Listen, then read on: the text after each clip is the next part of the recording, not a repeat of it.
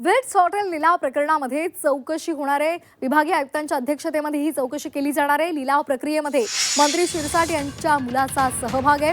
आयुक्त जितेंद्र पापळकरांच्या अध्यक्षतेखाली ही चौकशी होत आहे।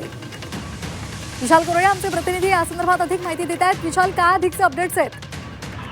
ही चौकशी आधीपासूनच सुरू होती। आधी जिल्हाधिकारी या प्रकरणाची चौकशी करत होते। जिल्हाधिकाऱ्यांसोबत उपनिबंधक अधिकारी सुद्धा या समितीत होते।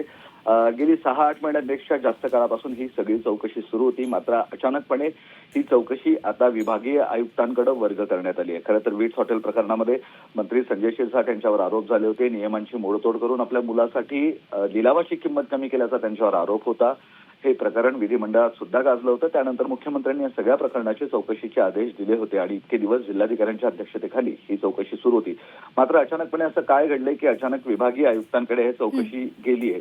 याकडेच आता सगळ्यांचं लक्ष झालेलं आहे। याबाबत विभागीय आयुक्त कार्यालय दुपारपर्यंत खुलासा करण्याची शक्यता आहे। जी धन्यवाद विशाल, दिलेल्या सविस्तर माहितीसाठी।